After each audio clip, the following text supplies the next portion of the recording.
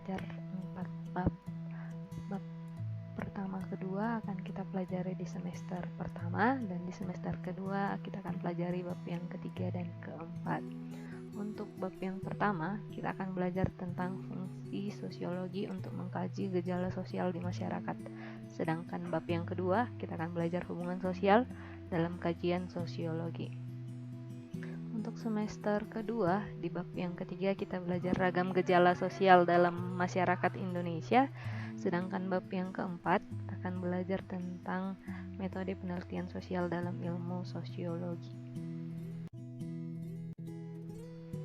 Oke, kita mulai dengan bab yang pertama, yaitu tentang fungsi sosiologi untuk mengkaji gejala sosial di masyarakat, part yang pertama. Jadi tujuan pembelajarannya untuk bab ini adalah 1. Siswa harus mampu menjelaskan pengertian sosiologi. Yang kedua, mampu menjelaskan objek kajian sosiologi. Ketiga, menjelaskan ciri-ciri sosiologi sebagai ilmu. Dan yang keempat adalah menjelaskan manfaat sosial. Hakikat manusia sebagai makhluk individu dan sosial. Sebagai makhluk individu, manusia memiliki kepribadian yang unik. Dia memiliki penampilan fisik, kemampuan, kebutuhan, perasaan, dan sikap yang berbeda dengan sesamanya. Keunikan ini dapat dilihat ketika seseorang bereaksi terhadap situasi dalam hidupnya. Kesadaran bahwa manusia merupakan individu yang unik mendorong manusia untuk dapat saling bertoleransi dan hidup bersama dalam masyarakat. Dengan menyadari perbedaan individu, manusia dapat memahami dan menerima dirinya dengan lebih baik, memberikan perhatian kepada orang lain, memahami masalah orang lain, dan mencoba mentolerir mereka.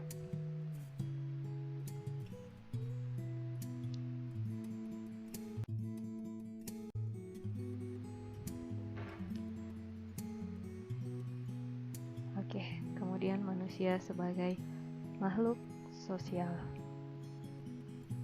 Manusia sebagai makhluk sosial merupakan makhluk yang berhubungan secara timbal balik dengan manusia lain. Di dalam hidup bermasyarakat, kita harus menunjukkan sikap sosial yang positif. Bentuk sikap sosial yang positif antara lain adalah tenggang rasa, kerjasama, solidaritas, dan toleransi. Toleransi adalah seperti suatu kerelaan untuk menerima kenyataan adanya orang lain yang berbeda.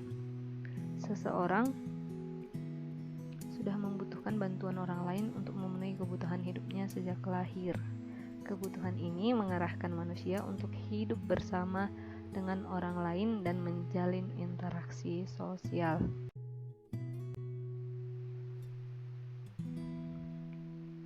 Setiap harinya, kita pasti bertemu dengan orang lain, kecuali kamu hidup di gua atau di pulau terpencil.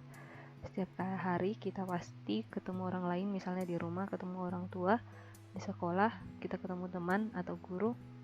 Kemudian pernah nggak kalian bertanya, kenapa kalian harus pamit sama orang tua kalau mau berangkat ke tempat lain? Atau kenapa kalian bisa bertengkar sama teman? Atau kenapa ada macet di jalanan? Pernah nggak bertanya?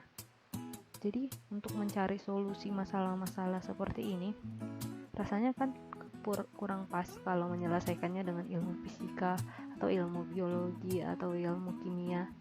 Maka karena itu muncullah sosiologi untuk menyelesaikan masalah-masalah seperti ini.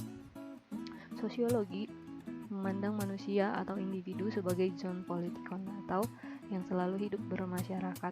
Masyarakat itu sendiri terbentuk karena ada hasrat dalam diri manusia itu sendiri. Hasrat atau keinginan tersebut ada 7. Yang pertama yaitu hasrat sosial, di mana hasrat sosial adalah hasrat manusia untuk menghubungkan dirinya dengan individu atau kelompok lain. Kemudian hasrat bergaul, yaitu keinginan untuk bergaul atau bergabung dengan orang lain maupun kelompok lain. Yang ketiga hasrat memberitahukan, yaitu hasrat atau keinginan menyampaikan perasaannya kepada orang lain. Kemudian yang keempat hasrat meniru atau keinginan manusia untuk meniru gejala baik diam-diam atau terang-terangan, baik untuk sebagian ataupun keseluruhan. Yang kelima yaitu hasrat berjuang, yaitu keinginan manusia untuk mengalahkan lawan atau berjuang mempertahankan hidupnya.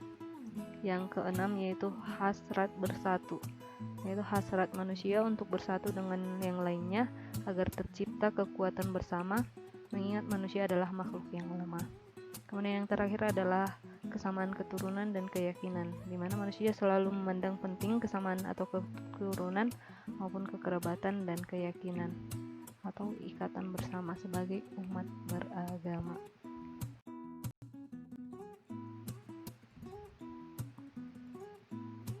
Istilah sosiologi pertama kali digunakan oleh Bapak Auguste Comte yang berasal dari Prancis, di mana dalam bukunya Course the Philosophy Positive jilid yang keempat. Maka dari itu Auguste Comte sering sekali disebut sebagai Bapak Sosiologi dunia. Dalam perkembangannya kemudian Emil Durkheim memperkenalkan metodologi sosiologi dan kemudian istilah sosiologi semakin populer dan diakui sebagai ilmu dalam bukunya Principles of Sociology. Comte menyatakan bahwa sosiologi adalah ilmu tentang gejala sosial yang tunduk pada hukum alam dan tidak berubah-ubah.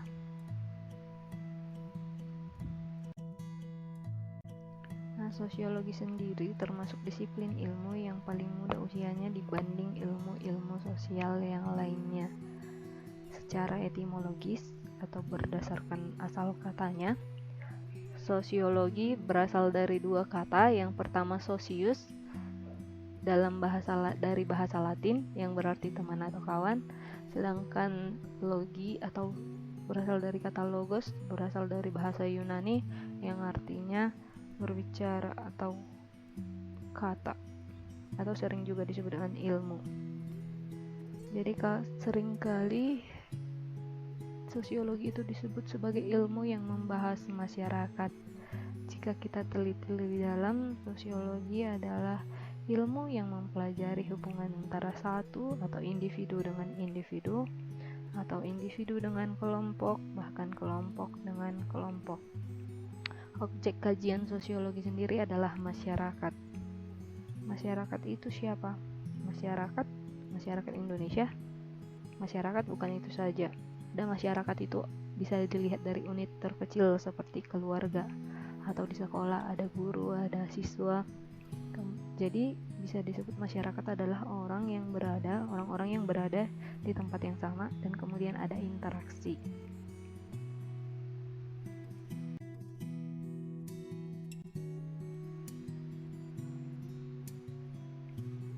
Pengertian sosiologi menurut para ahli. Yang pertama, banyak sekali ahli yang menyebutkan pendapatnya tentang pengertian sosiologi. Tapi di sini kita akan bahas ada 6 orang. Yang pertama yaitu Joseph Project dan Roland Warren, di mana sosiologi adalah ilmu yang mempelajari hubungan antar manusia di dalam kelompok. Kemudian menurut Max Weber, sosiologi adalah ilmu yang mempelajari tindakan-tindakan sosial. Menurut Grundmann, sosiologi adalah suatu ilmu yang mempelajari tindakan-tindakan manusia terkait usahanya menyesuaikan diri dalam ikatan tertentu. Kemudian yang keempat, menurut Surjono Sukanto, ilmu yang mempelajari masyarakat secara keseluruhan dan hubungan-hubungan antara orang-orang dalam masyarakat. Kemudian menurut Paul B. Horton bahwa sosiologi adalah ilmu yang memusatkan penelaahan pada kehidupan kelompok dan produk kehidupan kelompok tersebut. Kemudian menurut Pak Mayor Polak bahwa sosiologi adalah suatu ilmu pengetahuan yang mempelajari masyarakat secara keseluruhan, yakni hubungan manusia dengan manusia, manusia dengan kelompok, kelompok dengan kelompok, baik formal maupun material, statis maupun dinamis. Kemudian kita akan bahas mengenai sejarah sosiologi. Menurut L. Leyendecker dalam bukunya yang berjudul Our Day Verandering Ongelijkheid and Inleiding in the Geschiedenis van de Sociologie mengaitkan kelahiran sosiologi dengan sejumlah proses perubahan jangka panjang dan revolusi yang melanda Eropa Barat pada abad pertengahan. Adapun perubahan yang terjadi adalah sebagai berikut. Yang pertama, perubahan di bidang ekonomi. dapat dilihat dari tumbuh dan berkembangnya kapitalisme yang berhasil membawa kemakmuran bagi negara-negara Eropa Barat dan mengentaskannya dari kemunduran ekonomi yang sangat menyengsarakan. Kemudian yang kedua, perubahan di bidang sosial dan politik, yaitu yang ditandai dengan penghapusan hak istimewa yang semula dimiliki oleh segelintir oleh anggota masyarakat. Kemudian yaitu meningkatnya individualisme. Dapat dilihat dari meningkatnya usaha untuk meraih prestasi individual dan pengakuan dari masyarakat terhadap karya-karya pribadi, keinginan yang tinggi dari individu-individu untuk terus belajar demi mengembangkan kualitas intelektualnya, serta semakin bertambahnya perhatian terhadap keindahan penampilan fisik manusia. Yang keempat, yaitu lahirnya ilmu pengetahuan modern. Lahirnya ilmu pengetahuan modern ditandai dengan adanya rumusan yang disusun oleh filsuf Inggris bernama Francis Bacon yang menyatakan bahwa tujuan mempelajari ilmu pengetahuan adalah penguasaan alam. Kemudian yang selanjutnya yaitu reformasi dan pergeseran nilai-nilai gereja yang dilakukan oleh Martin Luther, yaitu di mana terjadi kemerosotan kewibawaan gereja yang disebabkan oleh penyelewengan dan penyalahgunaan kekuasaan oleh pimpinan gereja. Berbagai penyelewengan itulah yang menjadi titik balik bagi Martin Luther untuk mengecam kemerosotan moral pimpinan gereja dan mulai memperjuangkan reformasi dalam kehidupan keberagamaan. Selanjutnya yaitu kepercayaan diri setiap individu yang berani menuntut hak-hak dan kebebasan, yaitu kepercayaan diri membuat manusia semakin menginginkan kebebasan sebagai individu, bebas dari ikatan tradisi dan dogma keagamaan yang dianggap membelenggu akal pikiran, serta kewajiban-kewajiban sosial yang ditetapkan oleh penguasa tanpa memperhatikan aspirasi masyarakat.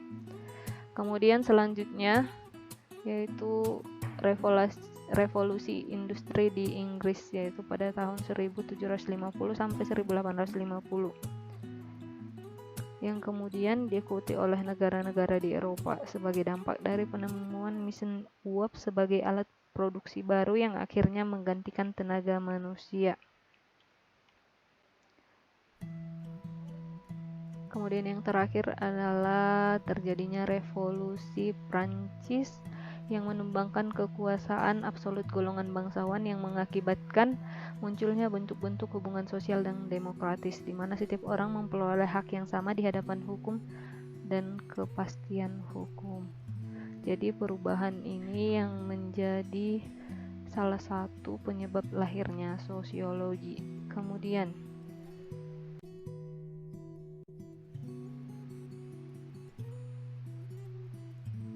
menurut George Rizzer bahwa ilmu sosiologi berkembang didorong oleh sejumlah kekuatan sosial, diantaranya revolusi politik, revolusi industri, tumbuhnya kapitalisme, perubahan keagamaan, dan perkembangan ilmu pengetahuan.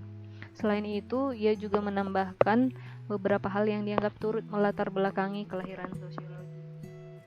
Adapun hal-hal yang melatar belakangi kelahiran sosiologi adalah sebagai berikut. Yang pertama, kemunculan sosialisme sebagai dampak upaya menanggulangi dampak negatif dari kapitalisme dan sistem industri. Kemudian yang kedua, perkembangan feminisme dengan tujuan menghentikan tindakan yang dianggap merendahkan harkat dan martabat perempuan. Dan yang terakhir adalah urbanisasi yang terjadi sebagai dampak lanjutan dari revolusi industri. Perpindahan menimbulkan sederetan masalah seperti kepadatan penduduk, pengangguran, kriminalitas, dan sebagainya.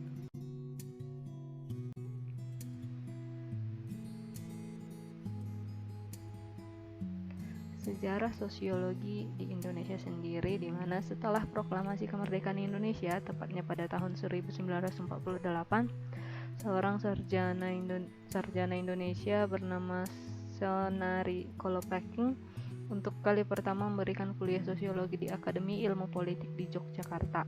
Akan tetapi, ilmu sosiologi baru mulai dikembangkan secara intensif pada tahun 1950-an oleh beberapa ilmuwan muda Indonesia yang mendalami ilmu sosiologi. Ilmuwan muda tersebut menyelesaikan studi di Amerika Serikat, Belanda, dan Inggris. Ilmuwan muda tersebut mempublikasikan sejumlah karyanya yang bercolok sosiologi seperti Mr. Djodigondo-Kusumo, yaitu dengan bukunya Sosiologi Indonesia, kemudian Hasan Sadili dengan Sosiologi untuk Masyarakat Indonesia, kemudian Mayor Polak dengan Sosiologi Suatu Pengantar Ringkas, dan yang terakhir adalah Salo Sumarjan dengan bukunya Social Change in Yogyakarta dan Setangkai Bunga Sosiologi. Berkat ketekunan dan komitmen dari Bapak Salo Sumarjan dalam mengembangkan ilmu sosiologi di Indonesia, maka kemudian beliau dijuluki sebagai Bapak Sosiologi Indonesia. Oke, terima kasih untuk part yang pertama dari fungsi sosiologi untuk mengkaji gejala sosial di masyarakat sudah selesai. Kita akan lanjutkan di part yang kedua.